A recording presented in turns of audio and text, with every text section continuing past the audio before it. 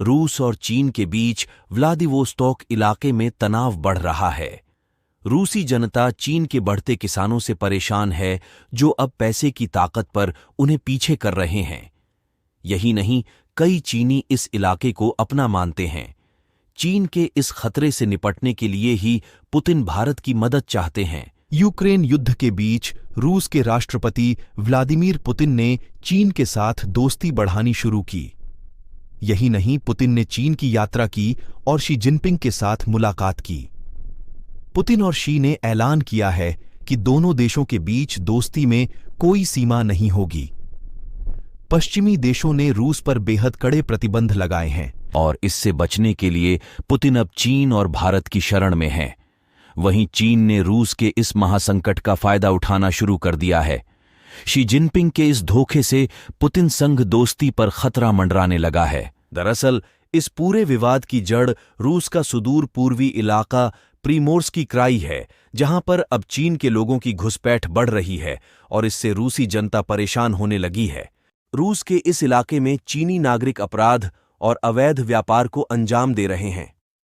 इसी इलाके में व्लादिवोस्तोक बंदरगाह है, जहां पर भारत ने भी निवेश कर रखा है।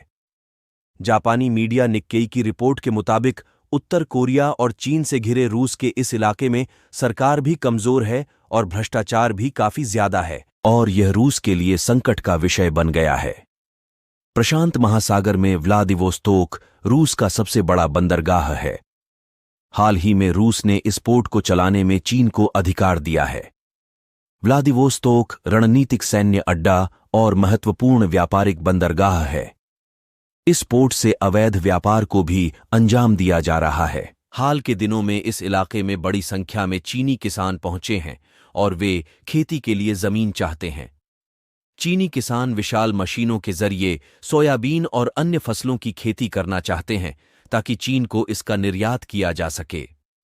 रिपोर्ट में कहा गया है, चीनी वर्कर पहले आते थे और रूसी जमीन पर काम करके चले जाते थे, लेकिन अब ऐसा नहीं रहा। चीनी किसान इस इलाके में आर्थिक गतिविधियों को नियंत्रित करने लगे हैं, वह भी जब जमीन के मालिक अभी भी रूसी नागरिक हैं। प्रीमोर्स्की क्राई इलाके में अधिकारियों को अक्सर रूसी किसानों के गुस्से से जूझना पड़ रहा है, जो चीनी प्रतिद्वंदियों से जूझ रहे हैं। रूसी किसान पैसे की कमी के कारण प्रीमोर्स्की क्राई इलाके में चीनी प्रवासी किसानों से प्रतिस्पर्धा में बाहर होते जा रहे हैं। यही नहीं, व्लादिवोस्तोक के प्रशासन के सामने संगठित अपराध भी बड़ी समस्या बन गया है। प्रीमोर्स्की क्राई और उसके बंदरगाह इलाके में चीनी अपराधी गुट बड़ी तादाद में बढ़ गए हैं। ये अपराधी इलाके में कैसीनो और रेस्तरां के अंदर मनी लैंडरिंग में शामिल हैं। ये लोग ड्रग्स की तस्करी, नकली मुद्रा और अवैध रूप से मछली पकड़ने की गतिविधियों में शामिल हैं। साल 1860 में चीन ने एक संधि के तहत रूस को यह इलाका दे दिया था, लेकिन अभी भी चीन के कई राष्ट्रवादी इसे अपना मानते हैं। कई विश्लेषकों का कहना है कि आने वाले समय में चीन इसे रूस से छीन सकता है।